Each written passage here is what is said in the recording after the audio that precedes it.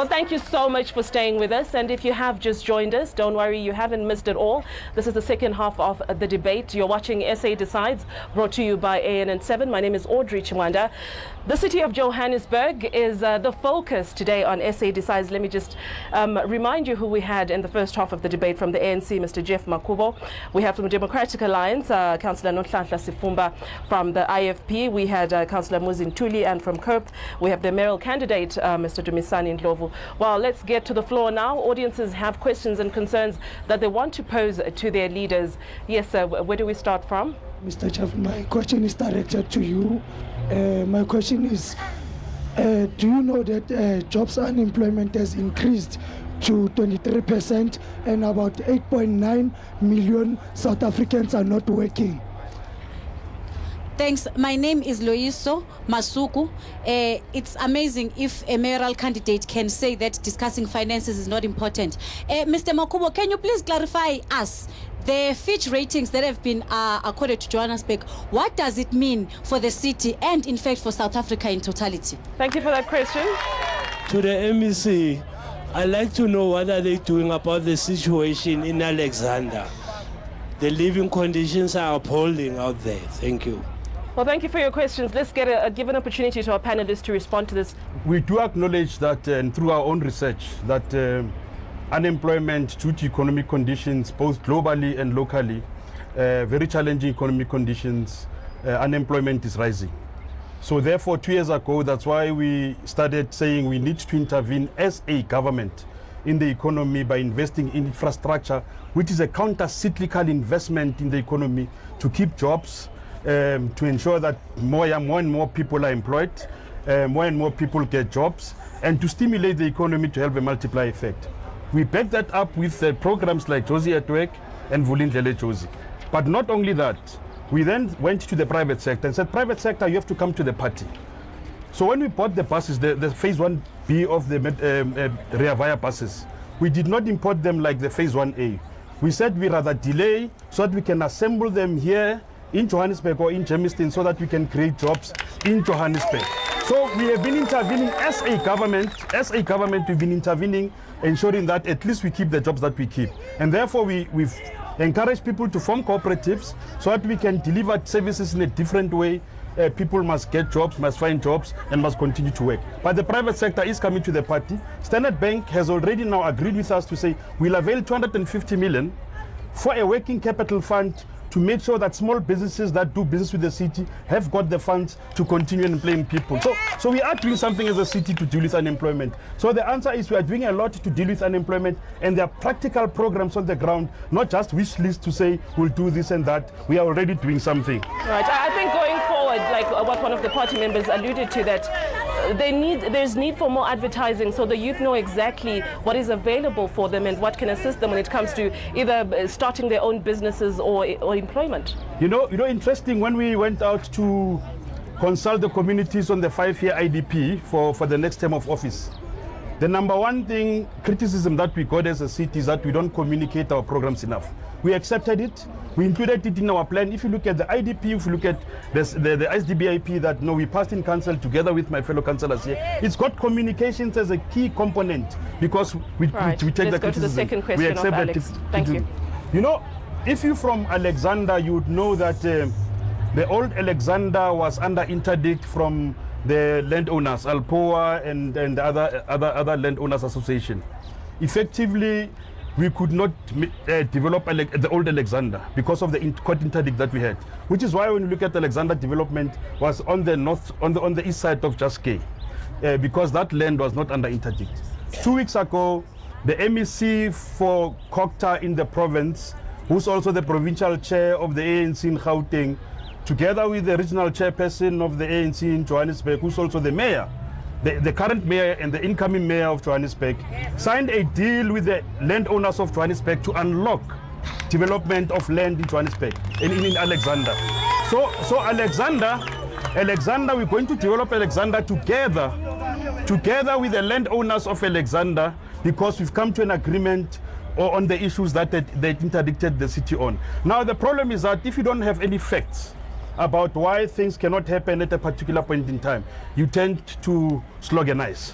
But here there's solid programs that we'll have for Alexander. In fact, in the new term, we'll be unveiling the plans step by step, street by street, block by block for the old Alexander. Okay, so it's the process that is taking too long, but you have started the process in unlocking the land. Is that what you're telling me? Well, the landowners did not allow the city to develop because of certain problems that they had. So they went to court and interdicted either the province or the city from developing. So there have been protracted negotiations between government and the city. Because if you remember, Alexander used to be a freehold. During apartheid in the 80s, then it was owned by government. Basically, it was taken over forcefully from the landowners. All right. I think that's the communication that the voters is want happening to know, so at they the moment. understand the process. Thank you for explaining that. Councillor Ndlovu, there was a question from you as you were trying to convince us that finances of the municipality are not important to talk about. I'm sure that she didn't understand properly, like always, whereby I said, this is not an office where we will deal with the business, administration of the ANC. Here we are here to debate about the elections. We are here to present our plan, how we feel that our people must be rescued from the period of prolonging, the ill treatment and the corrupt government for about 22 years.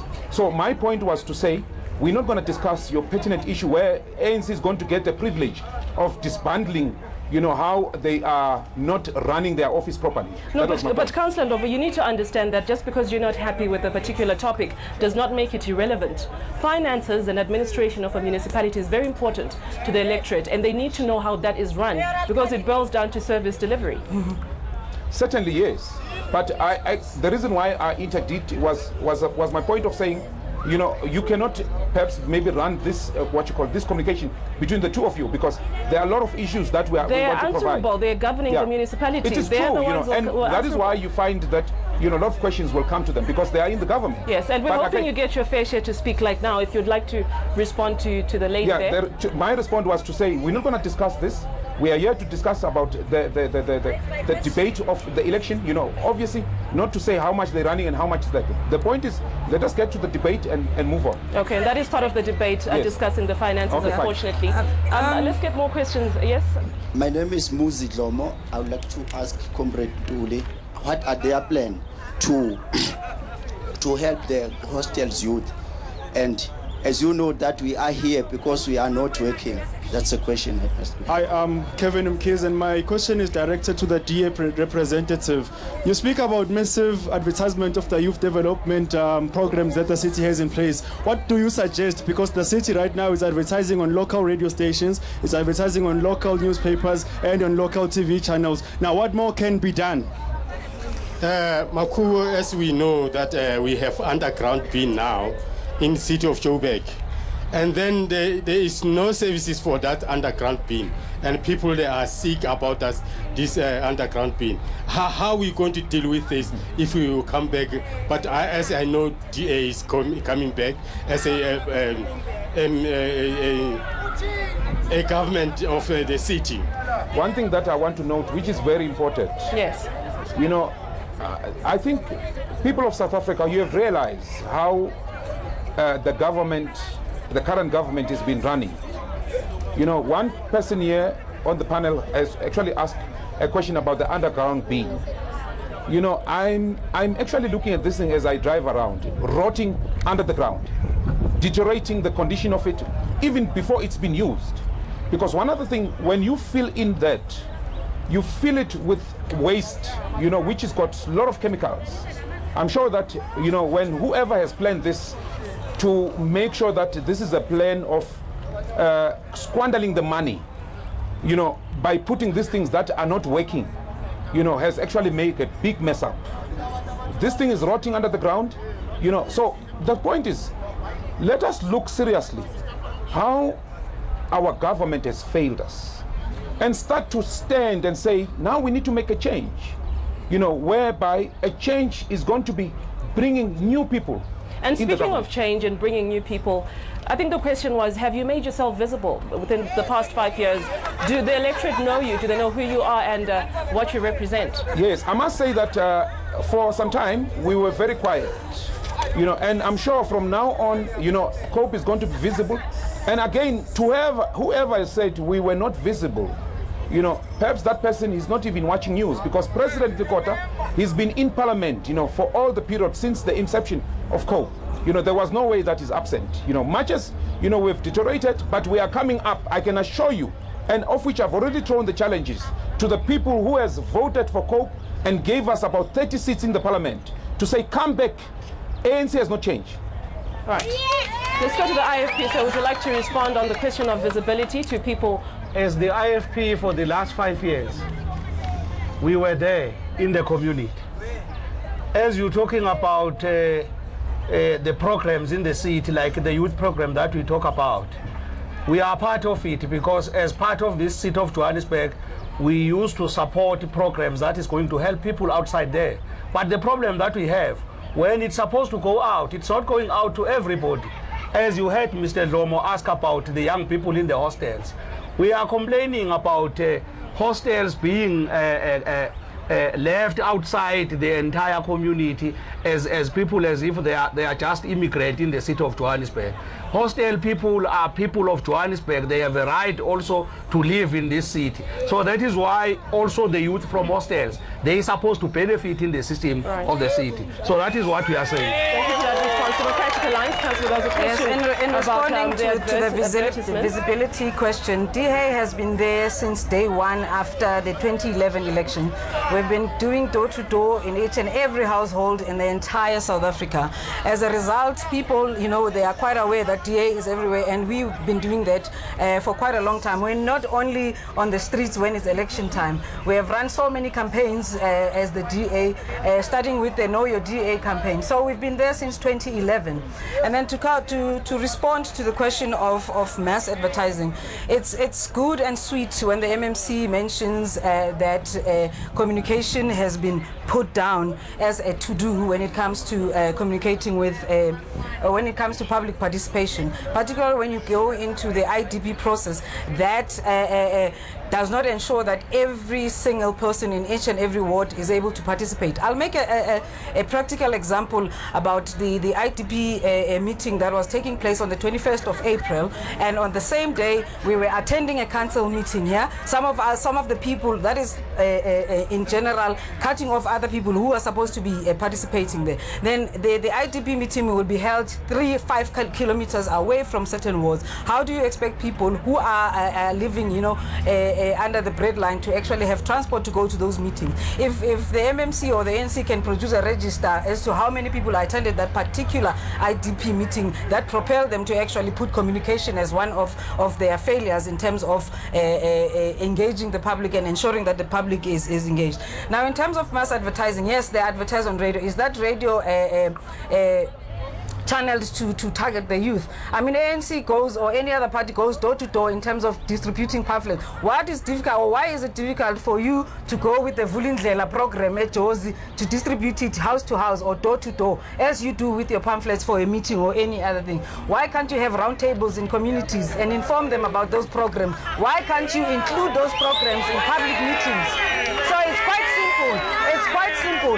If you advertise in those platforms, and please do not tell me about your Twitter handle, because most people do not have access to Wi-Fi. Yes, the city has claimed we have 1,000 Wi-Fi hotspots. No, there's still 400, and now they're busy mushrooming because it's election time. So please, mass advertising is quite important. Hence, we are busy saying as opposition parties, this Vulindlela Jozi is only for the selected few, just to tick, you know, boxes in terms of reporting back. So really, the ANC can do more. Just a quick question for you.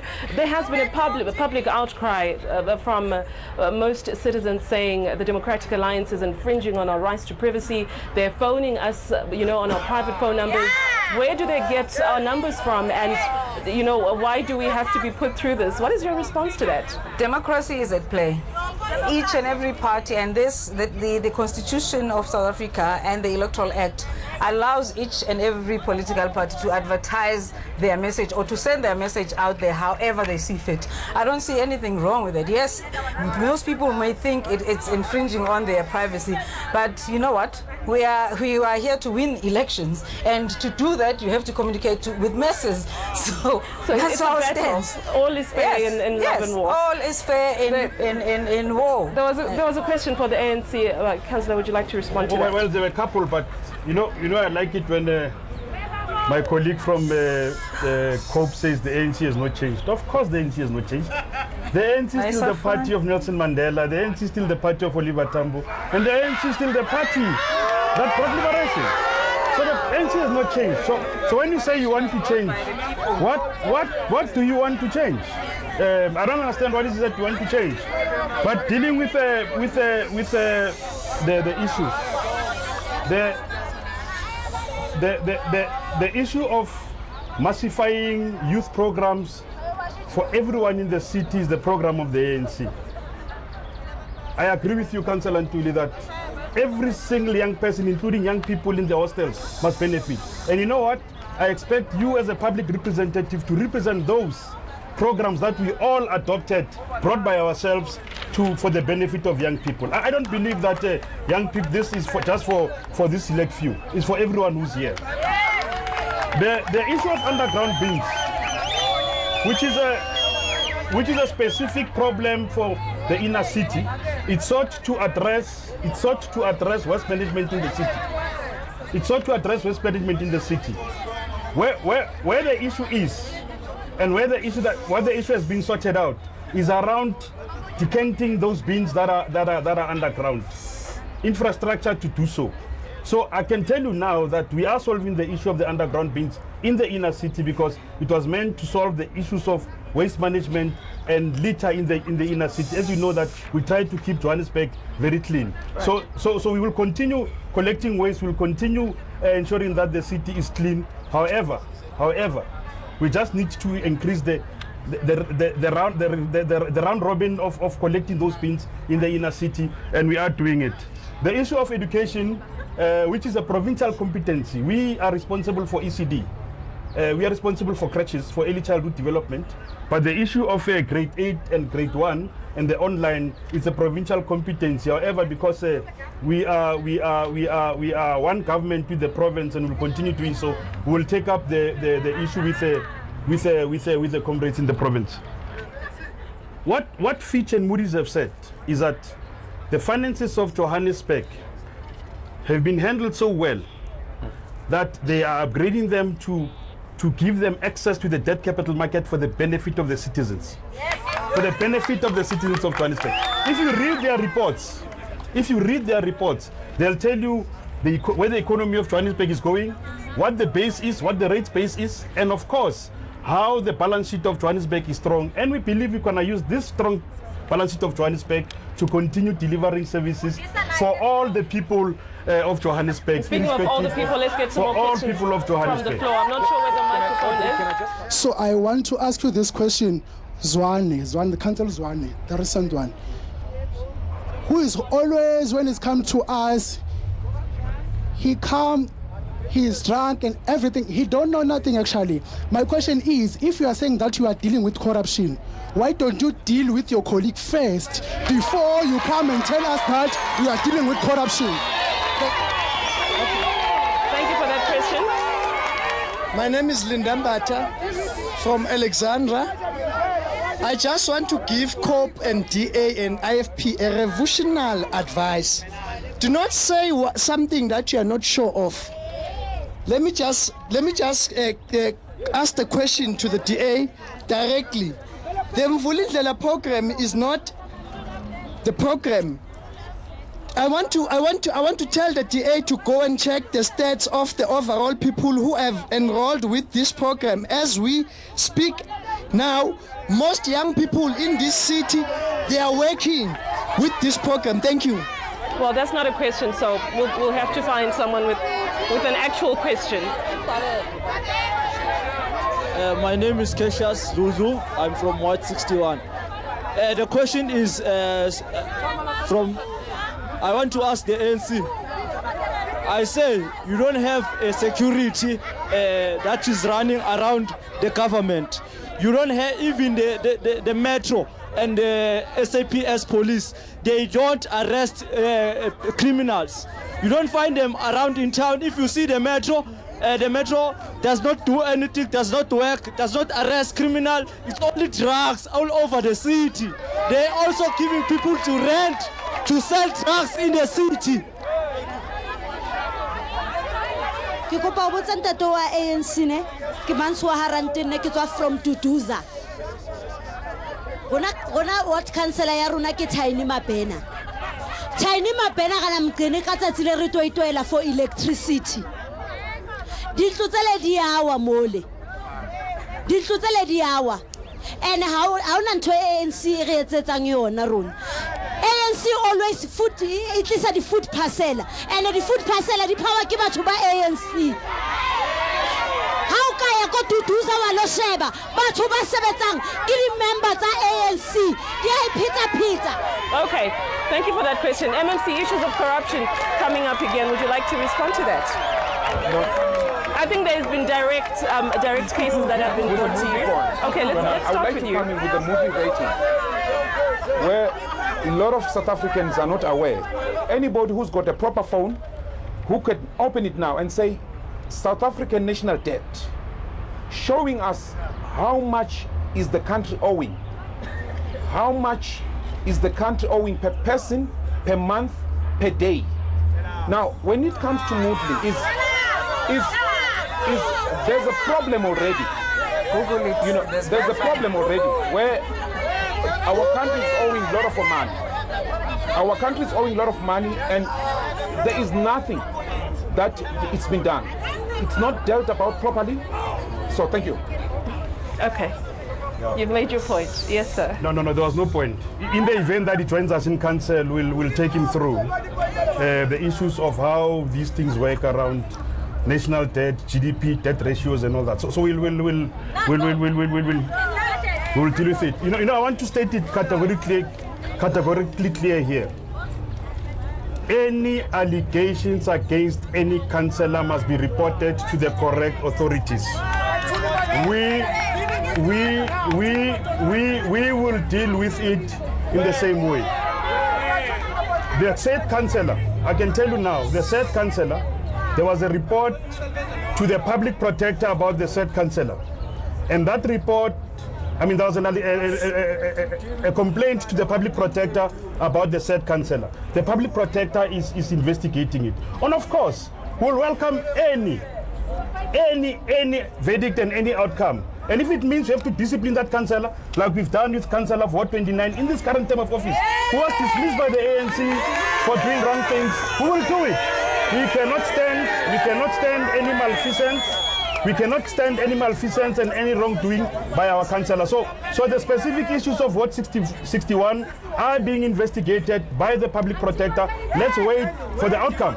Okay. Just to respond to the audience member who thought he was educating me about Ivulindlele Jozi, let me educate him back. To date, Bruam, Ivulindlela, it was what was meant to assist 200,000 young Joburg citizens. All right. For them to achieve employment by end of June 2016. Can I tell you where it is right now? Instead of providing the 200,000, they are at 31,000. And not only that, the 31,000, the report says they have been engaged. We are sitting here wondering what engaged means.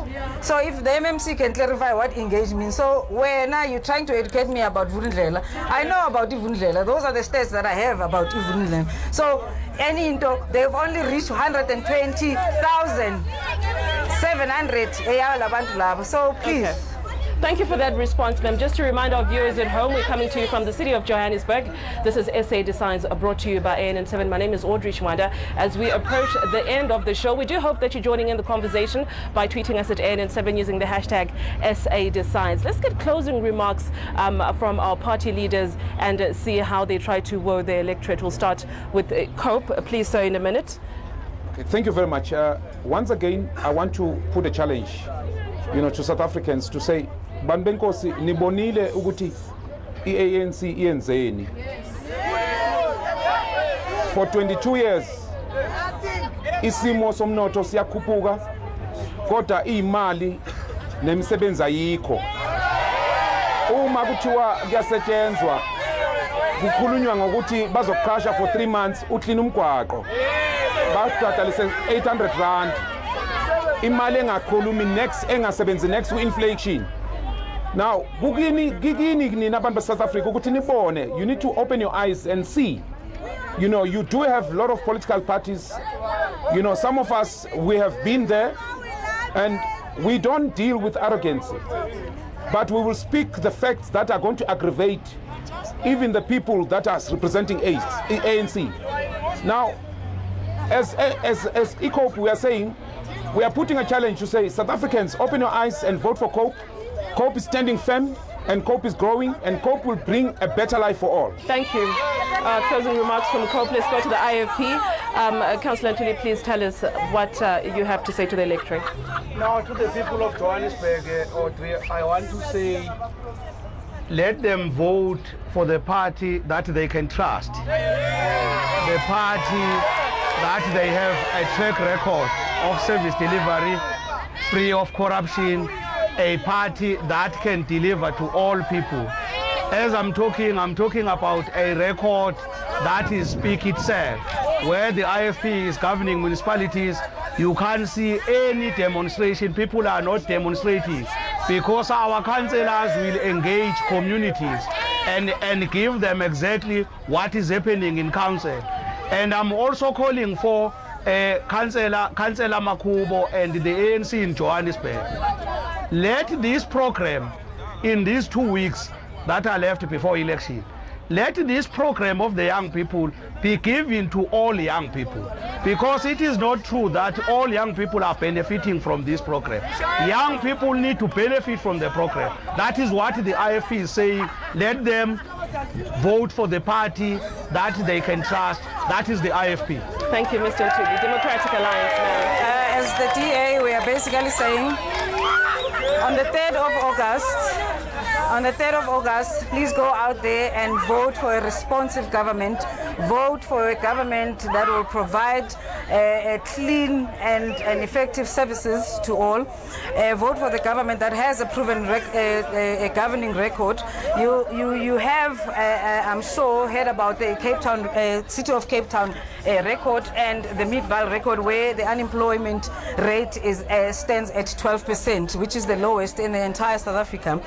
Please, on the 3rd of August, we are asking the people of Joburg to go out there to vote for the DA, to move the city of Joburg forward again, to vote for the DA, because together we can make this city great. Together we can make the city of golden opportunities. Go out there and support the DA on the 3rd of August.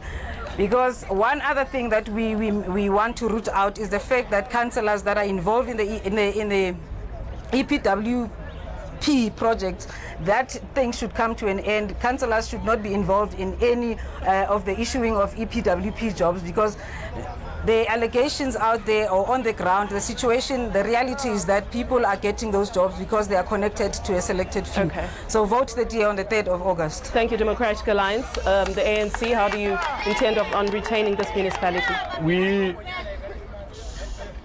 have a track record, like I said in the beginning, a track record stemming from putting this municipality from 14 disparate municipalities, literally bankrupted by their predecessors. We put it on a solid footing to where it is today. It's the largest municipality in the country, and it produces and delivers services to the people. We've grown Johannesburg to what it is. We are transforming the spatial form of Johannesburg and linking the old township with the cities through the BRT. We're ensuring that we're taking services to the people through our Josie at Work. We're ensuring that we're taking economic opportunities to our people through Josie at Work. And of course, I must emphasize, Councillor Ntuli, the Vulindlele Josie program, like we said, is not a hands-out program, it's a hands-up program. Raise your hand, don't take out your hand. It's a hands-up and not a hands-out. However, what we'll do, and of course if you look at our manifesto, it says we need to massify these programs. I am glad that as the ANC, we've got programs on the ground, we've got policies, and we'll still we will roll them out in a proper manner because we've crafted them, we understand them, not the ones that can say they'll do them better than us because they've crafted nothing. They are just copying our program. Thank you very much. Well, thank you for those closing remarks. Well, when all is said and done, there's only one question left to ask, and that is to say, Johannesburg, are you ready to decide come the 3rd of August? There you have it. Thank you so much for watching SA Decides. This has been the City of Johannesburg, brought to you by ANN7. Goodbye.